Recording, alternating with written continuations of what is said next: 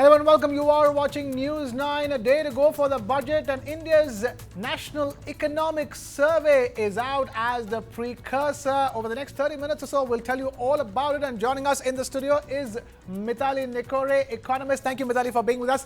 Let's first take a look at the highlights of the Economic Survey 2024-25 that has been tabled.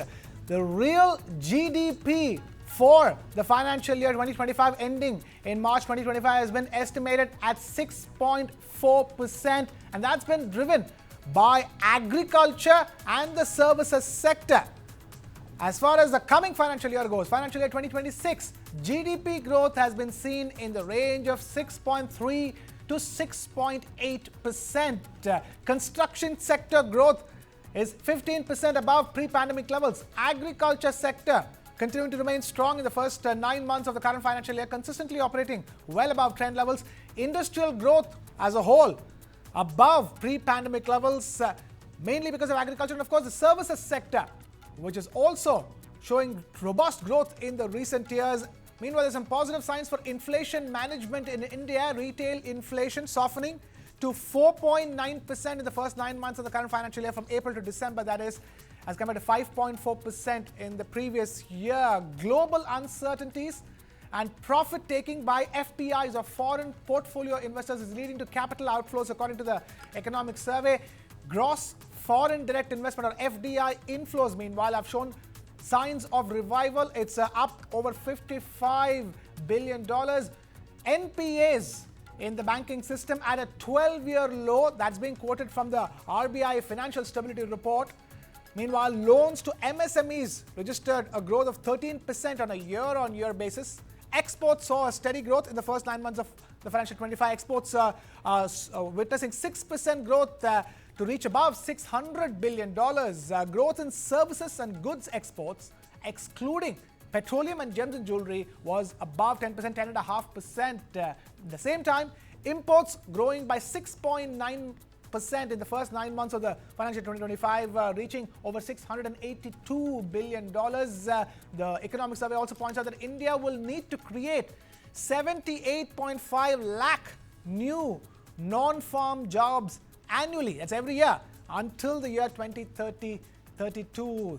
Now let's bring in the special guests. So joining us on this broadcast, we have Mr. Indranil, Chief Economist at Yes Bank, joining us alongside Mitali, Nikore, Founder and Chief Economist, Nikore Associates, with us here in the studio. Let me begin with you, Indranil.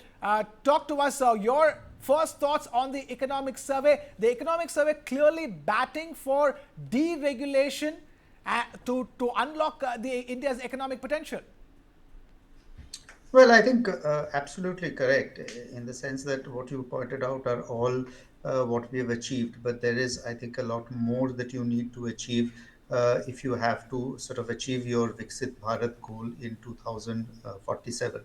And for instance, I think what the Economic Survey also clearly brings out, that the economy will probably need to grow at around 8% for the next couple of decades or so, if that achievement has to be, if we have to achieve the objectives of 2047. Therefore, to that extent, I think throughout the Economic Survey, it lays out the various sort of facets of economic reforms program that should be taken forward. And of course, deregulation is one of the very important issues, in the sense that what we continue to see today, and while we talk of deregulation, it is more also in terms of the ease of doing business. It talks of reducing the burden of regulatory compliance. I think that is the more crucial issue than what we commonly term as deregulation. And that is expected to therefore provide that productivity boost in the economy that probably is missing in certain sectors. Right. Let me bring in Mitali at this stage. Mitali, let's just first talk about the GDP projection, 6.3 to 6.8%. That has got many worried. Yeah, absolutely. First of all, Krishna, thanks a lot for having me in the studio today. I think for me, the number that really, there are two numbers that really stand out in this entire economic survey. The first one, of course, is the GDP projection, because as Indranil ji just said, if we want to achieve the goals of Viksit Bharat by 2047, if that's the target, then we need a GDP growth of nearly above 8% per year on average every year. But we're not going to be achieving that this year or next year and maybe even the year after that, because we are seeing global headwinds changing. We are seeing a changing global environment, a very belligerent United States of America. So in this, global scenario, it's very hard to achieve that above 8% number. And, the 6.3 to 6.8 is also a very wide range. I feel like we'll end up somewhere towards the 6.3 number. The second number which stands out to me is the number of jobs that have to be created annually. The 78.5 lakh or 7.8 million number that we're talking about, because at the end of the day, 8 million jobs a year we have not managed to create in the last 10 years or even the last 15 years, and we've seen above 7% growth rates in most of the last 10 years. So can our economy really create those kind of jobs in the advent of automation in the manufacturing sector, in the advent of artificial intelligence in the services sector, is something to be thought about. And also, can we create better, smarter jobs in the agriculture sector? Is one of the major questions that, I felt that the economic survey should have dealt with. Like, how can we bring in better technology in agriculture, which continues to employ nearly half of our population, is something that we have not thought about, and from a climate change perspective should be thinking about. Okay, Indranil, let's then focus on the agriculture sector. The economic survey clearly pointing out that the agriculture sector remains strong. In fact, was one of the key drivers of India's GDP growth in the first 9 months of the current financial year. The report says that it's consistently operating well above trend levels. What do you make of that? Well, I think definitely these are positives, and these add to the GDP growth and also to a certain extent to the rural consumption bias. But having said that, the worry that I carry is that if you actually look back at the financial stability report that the RBI has brought out, it clearly says that there is some sort of stress in the loan book at the lower segment of the income level. And very typically, people who borrow less than 50,000 rupees, they possibly at the time of a new loan being sanctioned in his name has three other loans in the same name and operational loans in the same name. So the point that I'm trying to make is that despite the upside that we see to the agricultural production, the question that I need to ask is whether there is some amount of indebtedness that continues, which, despite the agricultural production going up, can actually not provide that adequate boost to consumption from the rural sector that I am looking at. Right. The second issue, of course, is that the price, there's a huge difference between the price from the farm gate to the food plate, and continuous wastages, especially in terms of tomato, which provides that volatility in the agricultural produce prices. So these are some of the issues that I think the government and the budget probably needs to look at very critically to say that the agricultural sector is doing well.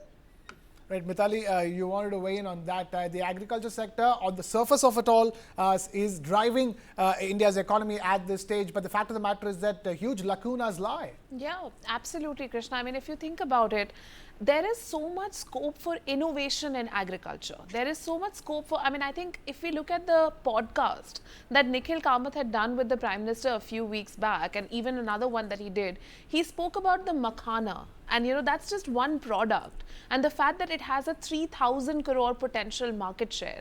Now, if we look at the range of commodities that can be produced on Indian soil, in the good growing conditions that we have in different parts of the country, we can create a market for organic products, we can create a market for premium agricultural products.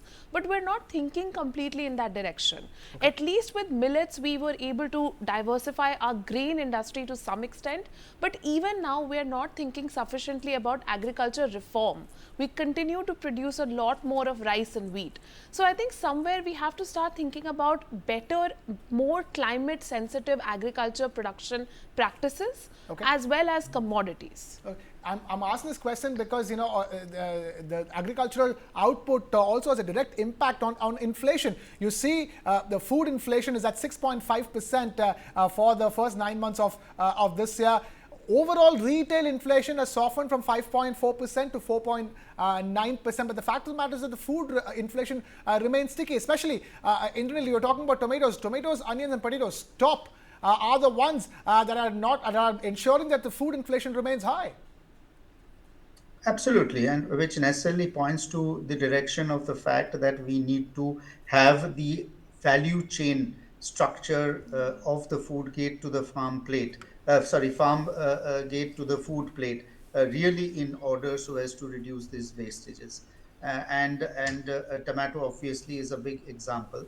The other issues that even the previous budget had outlaid is how we can actually provide adequate resources for research and development in a climate resistance crop. Now, the whole concept of food security, in my opinion, needs to be relooked at given the fact that there is huge sort of volatility in terms of climates that we see globally. And at various points in time, either the wheat prices shoot through the roof or something else is a problem.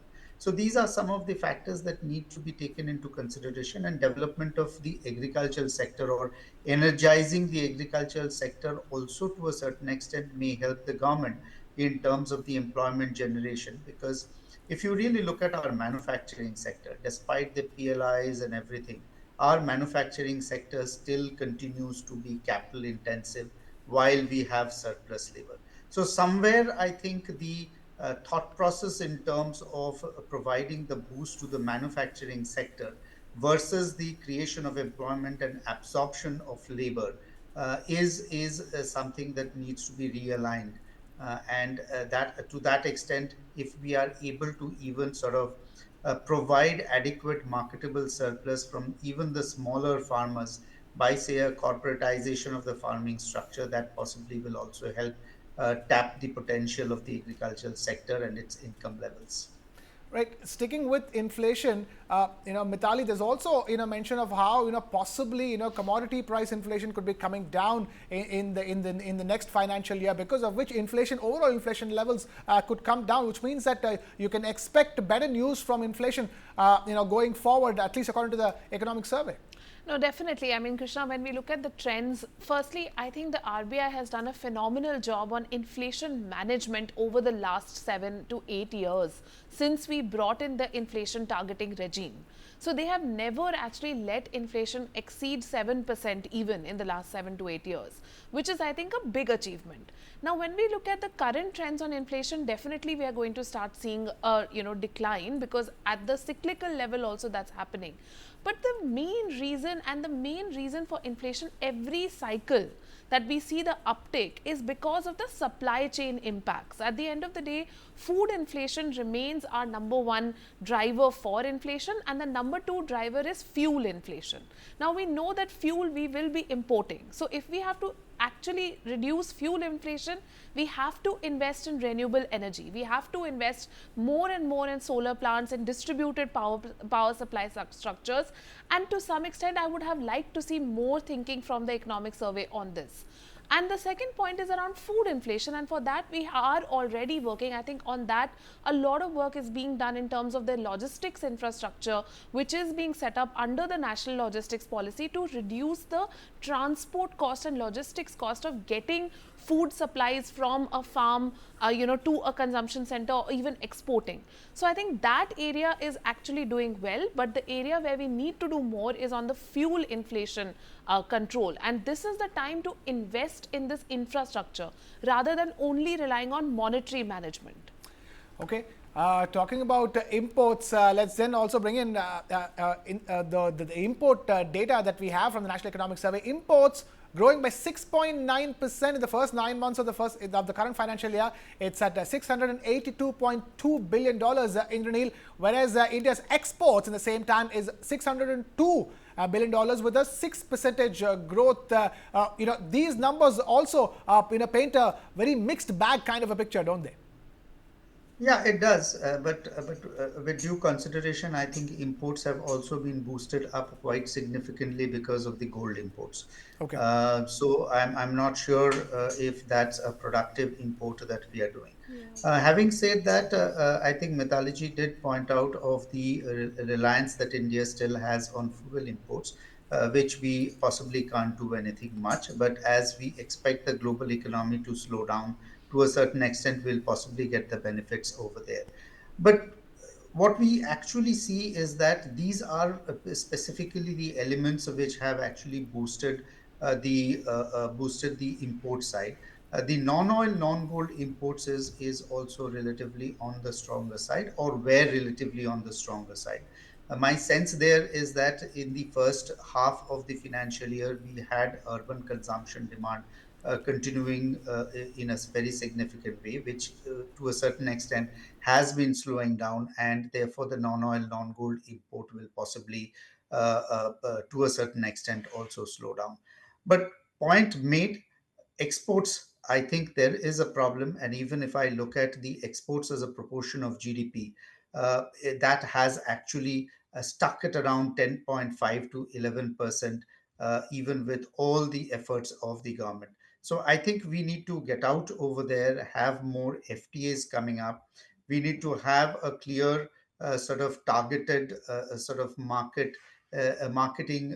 effort in terms of growing our exports, apart from some of the sort of benefits that the exporters are generally given in terms of, say, interest subvention, etc.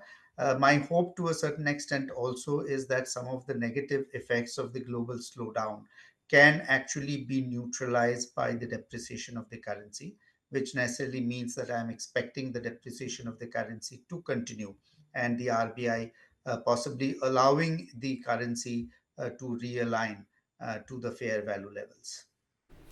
Mitali, your take on the fact that you have exports in from India, especially the non gems and jewelry and the non gold exports, at 6%. But the fact of the matter is that when our exports are growing at 6%, our imports are growing at nearly 7%. Yeah, absolutely, Krishna. But I think, as Indranil sir also said, a lot of the growth in imports this year is actually a little bit different from every other year, simply because this year we've had higher than average gold imports because of monetary stabilization concerns. Many of them were actually commissioned by the RBI themselves, as imports. And the second reason, of course, why imports have been a little bit higher this year have also been because of higher fuel imports, which came in with some growing demand. So I would say that impact is a bit cyclical, not structural.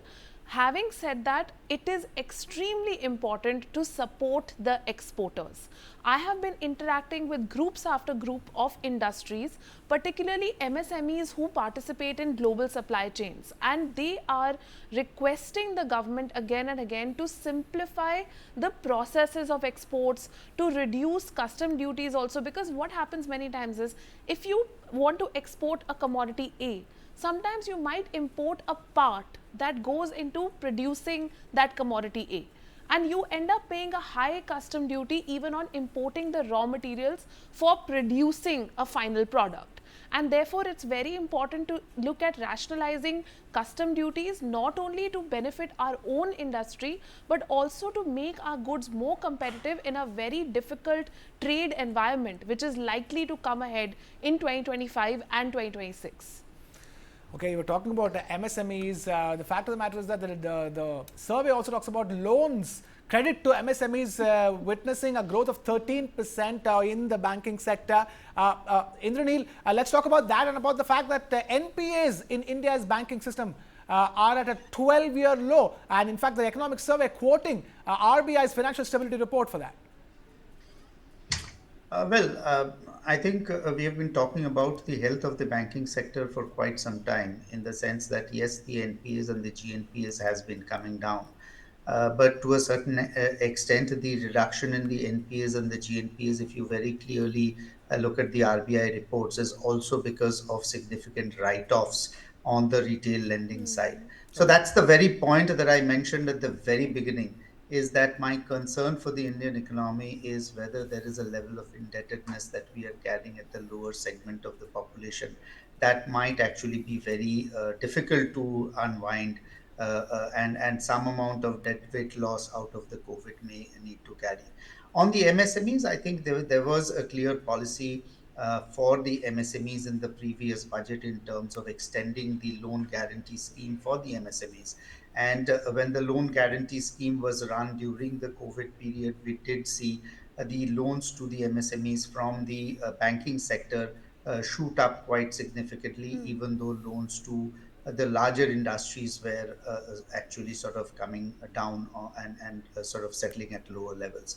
So that tended to reverse when that policy was taken away. But the last budget again sort of brought back that loan guarantee scheme.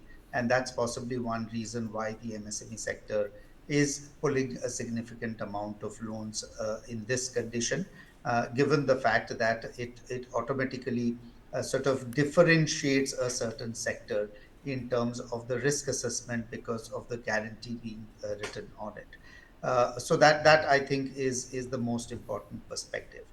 From the banking sector, I think the positive thing is that the pace of unsecured loan growth has been coming down, which is something that the RBI had been sort of envisaging.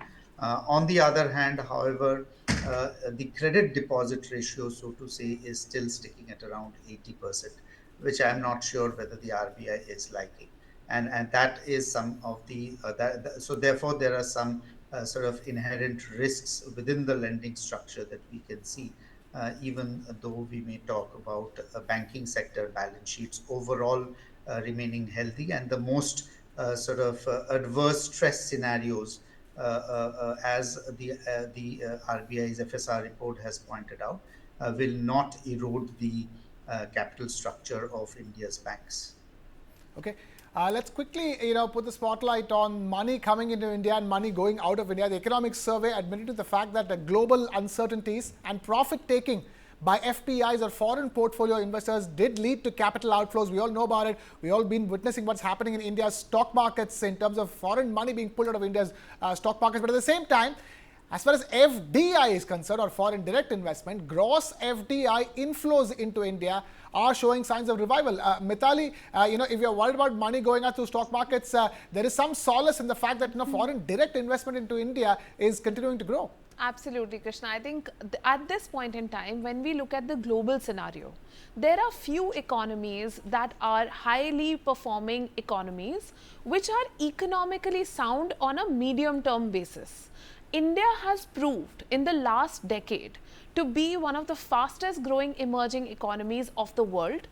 India has proven to have a stable political environment. India has proven that India has the potential through its domestic consumption as well as manufacturing activities as well as services sector to be a robust, diversified economy. So these economic fundamentals make India today a very, very safe bet for a foreign investor who wants to come in and park their capital, not just for making a gain on their equity return over just 3 months and just exit the market, but somebody who wants to come in and actually invest for the longer term horizon and help to build the economy, build it going forward.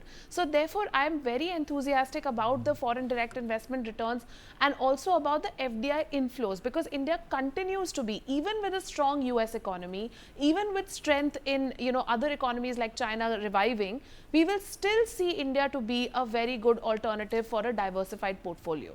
Okay.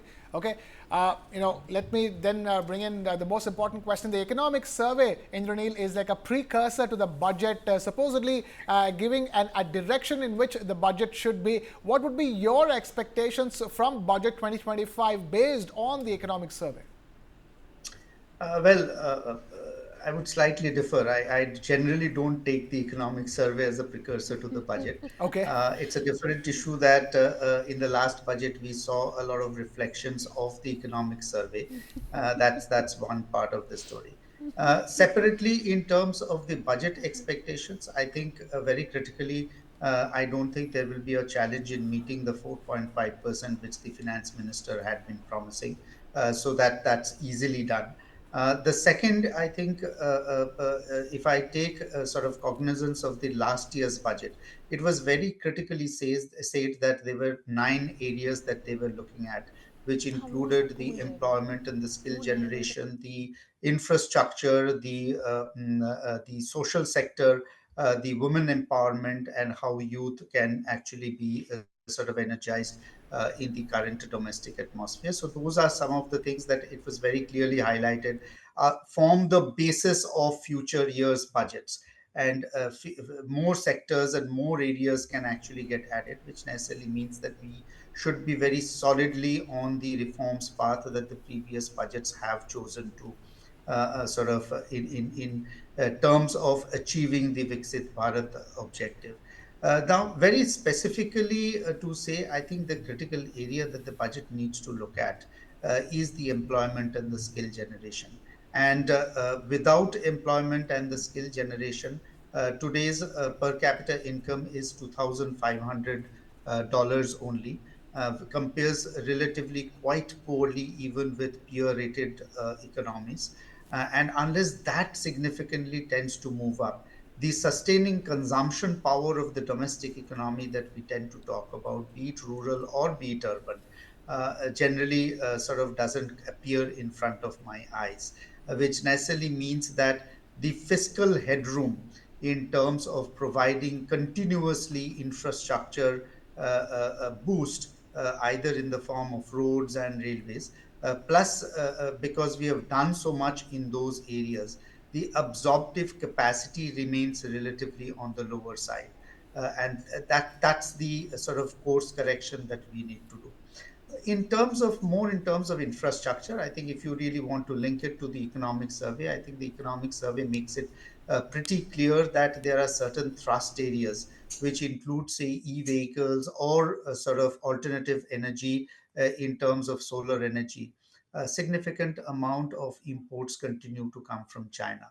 So while it doesn't make a China name very specific and clear, it does say that a country where India has a very large trade deficit, most of these imports come from there, Right. which necessarily means we need to refocus on Yeah. the areas in terms of manufacturing that we look at. Right. One last word in from you, Mitali. There are two big focus points. One is definitely deregulation to be the focus of economic reforms going forward, so that the cost of doing business is low and the ease of doing business, ease of business doing business 2.0 is what is suggested in the economic survey. And apart from the fact that reducing dependency from other countries, especially China, for making products. Absolutely, Krishna. I mean, I think that one thing which is central for this budget, for which this government has to deliver. We looked at the poll results earlier this year. The writing is on the wall. People are expecting a jobs-centric budget. The jobs numbers have been laid out also by the economic survey of the number of jobs that should be created every year. So the government has to work on two sides. The first side is to improve the demand for labor, which means ease of doing business, deregulation, supporting industry, bringing in new investment. And the second, it has to work on skill training and employability of our labor. Our workers have to be able to work with machines, be more productive, be more digitally literate. And this entire effort has to include women to improve the female labor force participation rate. A consistent effort that we've seen over the last 5 years will, I hope, continue this year as well. All right, we will leave it at that. Completely out of time over here. Mitali Nikore, founder and chief economist, Nikore Associates. Thank you so much for being with us. Mr. Indranil Pan, chief economist, Yes Bank. Thank you so much for taking time out to be with us. And with that, it's a wrap here from my side. Thank you so much for watching. This is Krishnakumar signing off.